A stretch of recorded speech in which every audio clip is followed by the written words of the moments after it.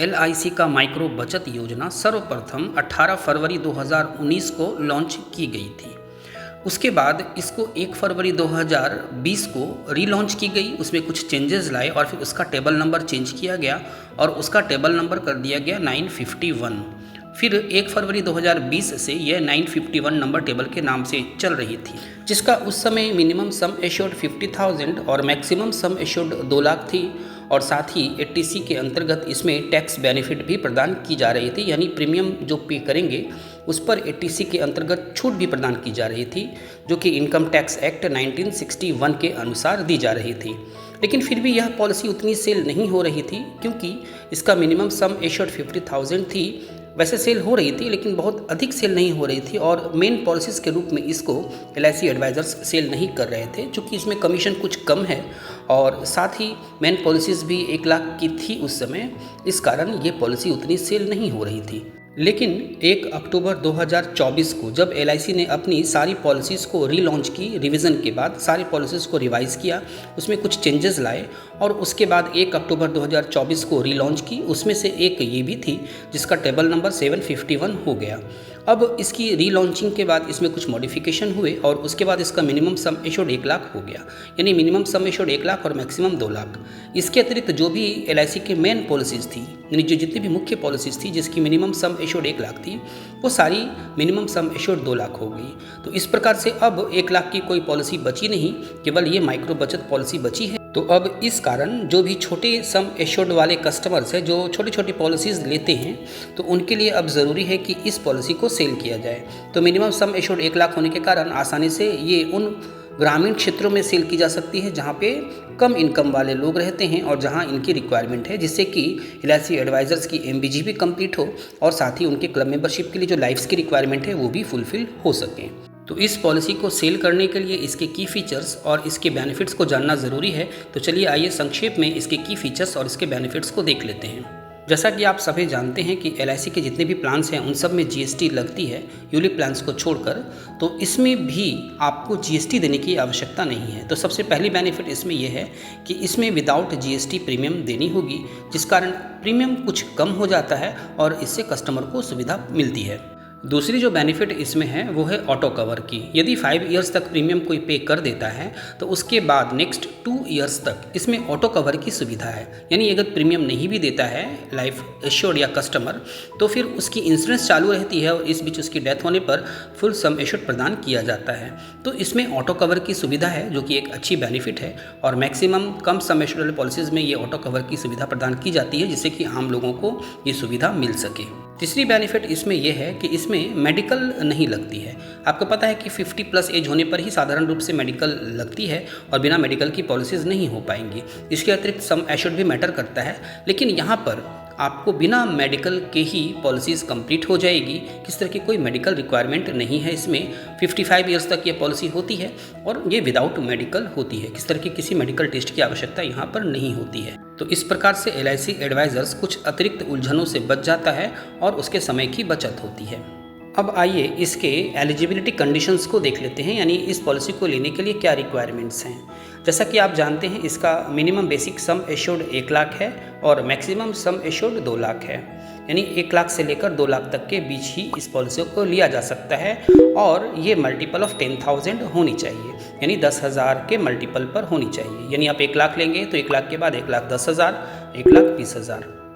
Minimum entry as 18 years है और maximum entry as 55 years है, यानी 18 वर्ष से 55 वर्ष के बीच का ही व्यक्ति इसको ले सकता है। और पॉलिसी टर्म 10 से 15 के बीच है, यानी 10 वर्ष से लेके 15 वर्ष के बीच का कोई भी पॉलिसी टर्म आप चूज़ कर सकते हैं, 10, 11, 12, 13, 14, 15। और पेइंग टर्म है, यानी पैसे देने का जो टर्म है वो भी सेम पॉलिसी टर्म के अनुसार होता है। यानी अगर आप 10 वर्ष का पॉलिसी टर्म चूज़ करते हैं तो आपको 10 वर्ष तक ही पेमेंट करनी होगी। 11 वर्ष का यदि आप पॉलिसी टर्म चूज़ करते हैं तो 11 वर्ष तक आपको पॉलिसी की प्रीमियम पे करनी होगी। लेकिन ध्यान रखना है कि इसमें मैक्सिमम मैच्योरिटी एज 70 ईयर्स है। अब इसके लोन और सरेंडर को देख लेते हैं। जैसा कि आप सभी जानते हैं कि IRDAI की तरफ से गाइडलाइंस के अनुसार अब सभी पॉलिसीज़ की सरेंडर और लोन आफ्टर 1 ईयर्स दी जाएंगी। तो इसका भी लोन और सरेंडर 1 वर्ष की प्रीमियम देने के बाद अवेलेबल है। यानी 1 वर्ष का प्रीमियम देने के बाद इसमें लोन लिया जा सकता है या इसको सरेंडर किया जा सकता है। लेकिन फाइनटेक गाइड आपको सजेस्ट करती है कि आप ऐसे ही पॉलिसी होल्डर्स को ये पॉलिसी सेल करें जो इसको फुल पॉलिसी टर्म तक चलाए। ऐसे कस्टमर को सेल ना करें जो इसको बीच में स्टॉप कर दे या इसको कंटिन्यू ना कर पाए। यानी आप एक हेल्दी कस्टमर को ही ये पॉलिसी सेल करें या कोई भी पॉलिसी सेल करें जिससे कि फुल टर्म तक वो पॉलिसी को चला पाए। इसमें पॉलिसी होल्डर चाहे तो ऑप्शनल राइडर्स ऐड कर सकता है। LIC का एक्सीडेंटल बेनिफिट राइडर और LIC का accidental death and disability rider, इसको भी इसमें ऐड किया जा सकता है। कस्टमर यदि चाहे तो एक्स्ट्रा प्रीमियम पे करने के बाद 3 गुना तक भी सम एश्योर्ड का वो एक्सीडेंटल डेथ राइडर ले सकता है, जिससे कि जब एक्सीडेंट में उसकी मृत्यु होगी तो सम एश्योर्ड का 3 गुना उसको प्रदान किया जाएगा प्लस सम एश्योर्ड उसको प्रदान किया जाएगा। तो इस प्रकार से एक्स्ट्रा प्रीमियम देकर वो 3 गुना तक का एक्सीडेंटल बेनिफिट राइडर इसमें ऐड कर सकता है। मैच्योरिटी होने पर यहाँ पर sum assured plus loyalty addition प्रदान की जाती है। यानी पॉलिसी टर्म कंप्लीट होने के बाद उसका जो सम एश्योर्ड होता है, यदि 1 लाख का सम एश्योर्ड है तो 1 लाख प्लस लॉयल्टी एडिशन उसकी मैच्योरिटी के रूप में प्रदान की जाएगी। यदि 2 लाख का सम एश्योर्ड लेता है तो 2 लाख प्लस लॉयल्टी एडिशन उसको मैच्योरिटी के रूप में प्रदान की जाएगी। यदि डेथ करता है नॉर्मल केस में तो फिर उसको sum assured plus loyalty addition प्रदान की जाएगी जब भी उसकी डेथ हो। यदि 1 प्रीमियम 2 प्रीमियम देने के बाद भी डेथ होती है तो sum assured plus loyalty addition प्रदान की जाएगी। यदि एक्सीडेंट में डेथ होता है तो sum assured plus accidental benefit plus loyalty addition प्रदान की जाएगी। यदि वो सम एश्योर्ड का 2 गुना या 3 गुना जो भी चाहे वो ले सकता है, तो यदि वो 3 गुना लेता है तो सम एश्योर्ड 1 लाख प्लस उसका 3 गुना यानी 3 लाख प्लस 1 लाख 4 लाख रुपए प्लस लॉयल्टी एडिशन मिलाकर उसके नॉमिनी को प्रदान कर दी जाएगी यदि वो 3 गुना सम एश्योर्ड का एक्सीडेंटल बेनिफिट लेता है। डेथ बेनिफिट में यहाँ एक चीज़ और आपको याद रखनी ज़रूरी है कि इसमें ऑटो कवर की सुविधा है। यानी कि यदि 5 वर्ष तक प्रीमियम पे कर देता है पॉलिसी होल्डर और उसके बाद किसी कारणवश वह प्रीमियम पे नहीं कर पाता है, यदि वो बीमार हो जाए या उसका बिजनेस न चले और वह सरेंडर नहीं करता है, तो अगले 2 वर्षों तक उसके ऑटो कवर की सुविधा इसमें मिलती है। अर्थात यदि उस बीच वह डेथ करता है तो उसके नॉमिनी को वो सम एश्योर्ड प्रदान किया जाएगा जितने के सम एश्योर्ड का पॉलिसी वो ले रखा है। तो इस प्रकार से इसमें ऑटो कवर की सुविधा प्रदान की जाती है जो कि बहुत ही इम्पॉर्टेंट है।